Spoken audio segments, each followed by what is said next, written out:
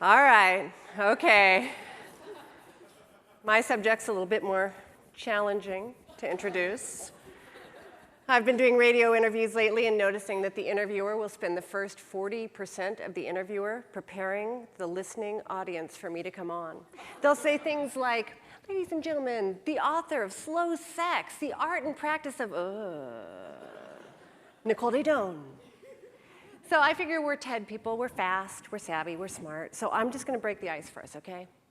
My topic is female orgasm.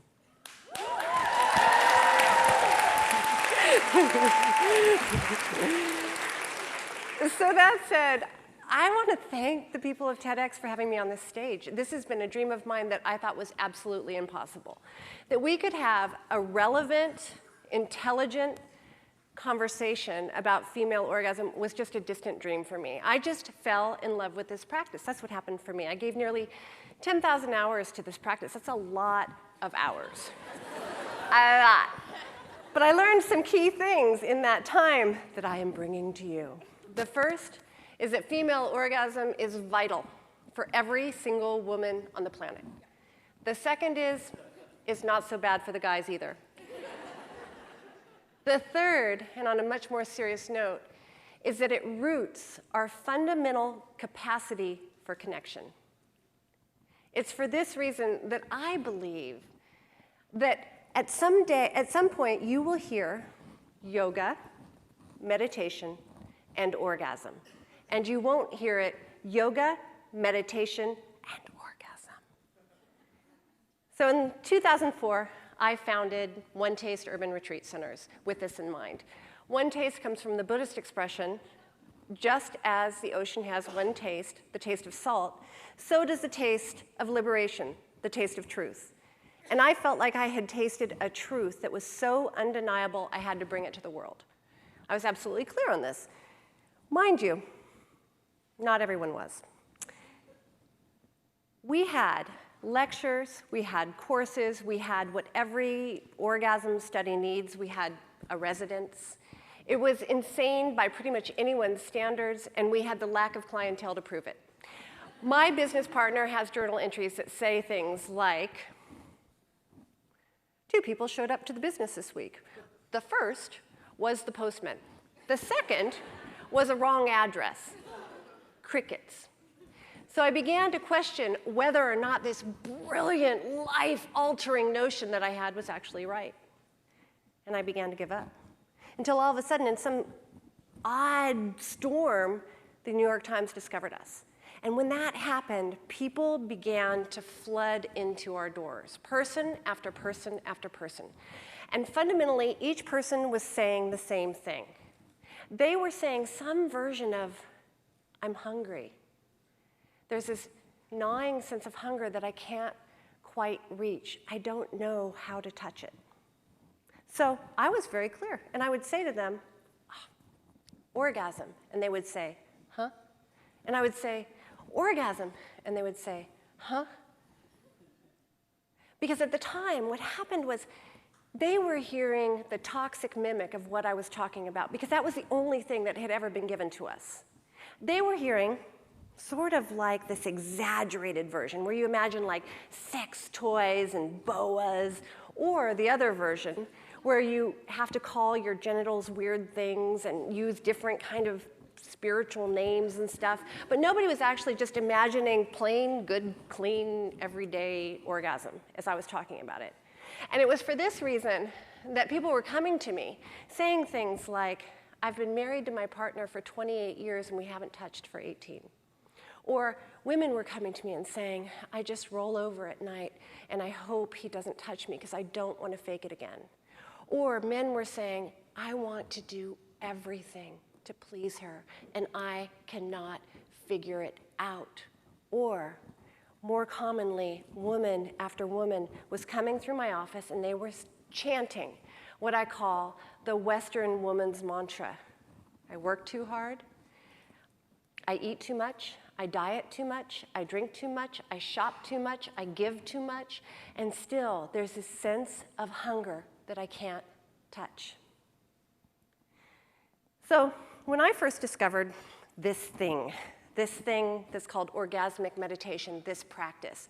I was fairly smart. I was fairly savvy. It wasn't like I grew up in a convent. I had a great sex life. I had all the climax I could ever want. And still, I had never experienced anything like this. It happened like this. I went to a party.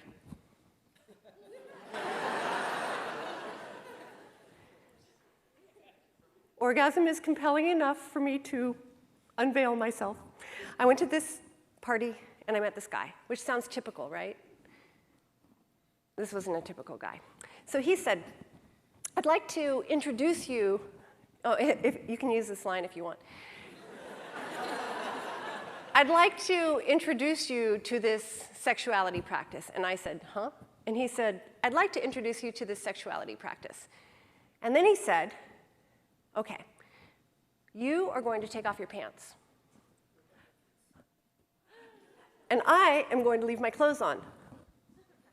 And then you're going to lie down, and I'm going to put all of my attention on you for 15 minutes. Okay.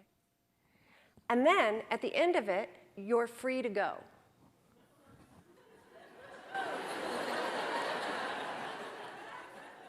Now, I am a good woman, and I have the defenses of every woman. I know how to say no, but somehow I found myself lying there with my legs butterflied open. And so that you can know what the practice is, so that you can go home tonight and try it, I'll describe what he did. I was lying there, my legs were butterflied open, and he did what you would always expect in a sexual act. He took a light and shone it down there. And then he began to describe what he saw. He said, your outer labia are coral. I'm noticing that your inner labia have this red tone to them, and they're swelling as I look at them. And I couldn't hear anything after that because the tears just started flooding.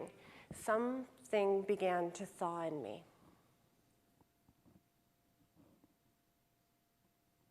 I had never been looked at or felt that kind of compassion in that area before.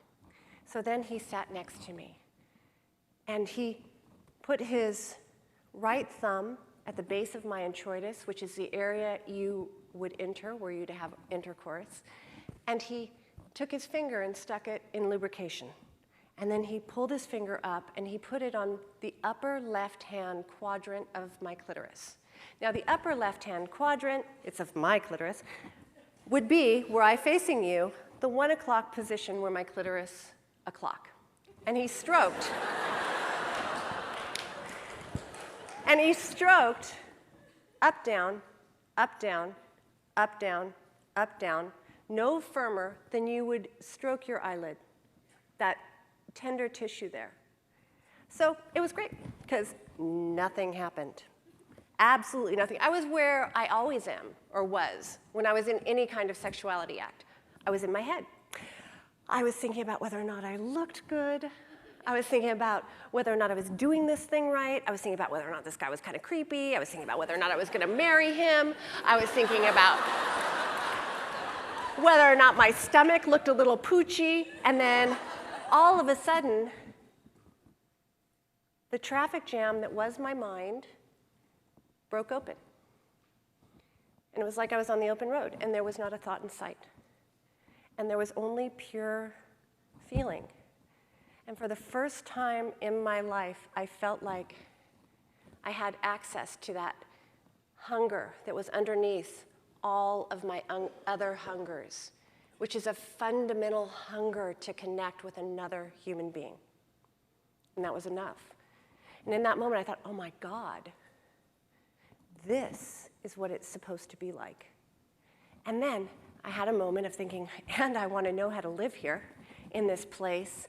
And then I thought, in my philanthropic way, and I want everyone else to know how to live here. And then that window closed.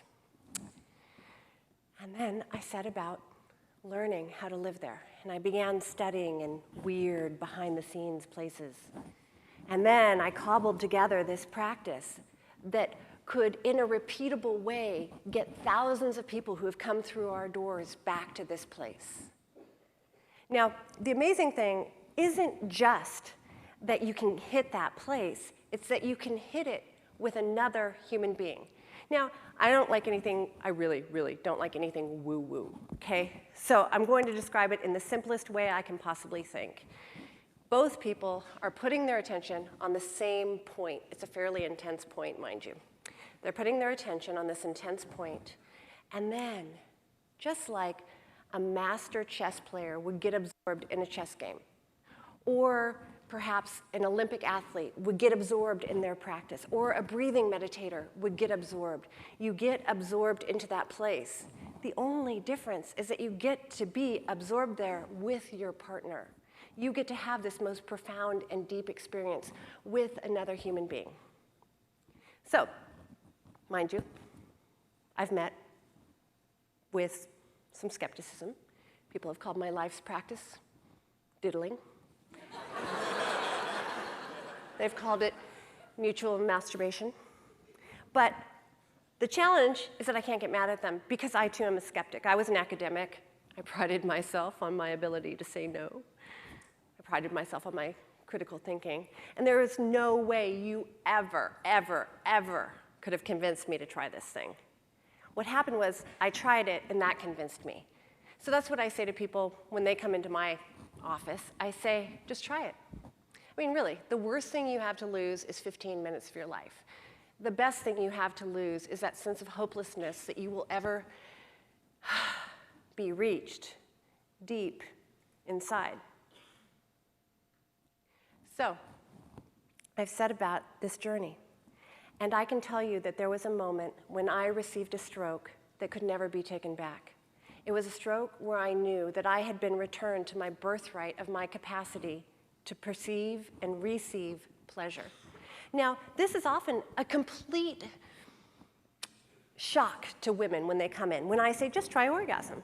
Now, mind you, it's not that much of a shock to the pharmaceutical companies. They've been spending the past 10 years creating the next female Viagra, right? And for the DSM-5, they've proposed hypoactive female sexuality desire disorder. Now, I don't think that it's hypoactive female sexuality desire disorder, but I do think we have a pleasure deficit disorder in this country. And I don't think that it's medical. I think it's a cultural issue. I do think, though, that there is a cure, and that cure is orgasm. But it's going to be a very different definition of orgasm than we know. It's not going to be that fleeting moment of climax that seems to take the whole rest of the act hostage. It's going to be a definition of orgasm that actually works with a woman's body, so that rather than trying to stuff a woman's body into an ill-fitting definition, we have the definition work with what the woman's body does.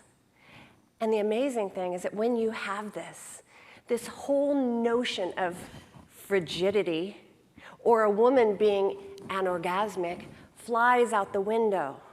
And what it's replaced with is an entire lifetime journey of discovering who you are and how your particular orgasm works.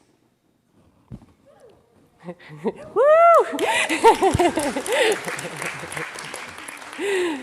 So that said, the Dalai Lama has said, the Dalai Lama has said that it will be Western woman who changes the world. Now, mind you, I don't know if you know about this, but it's actually a fairly controversial statement because it presumes that Western women are above other women in terms of changing the in terms of changing the world. I actually have a totally different issue with it. I think that it will be turned-on women around the world who change the world. It will be turned on women and those who dare to stroke us, who actually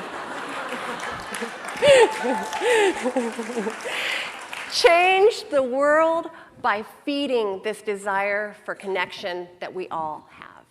Thank you.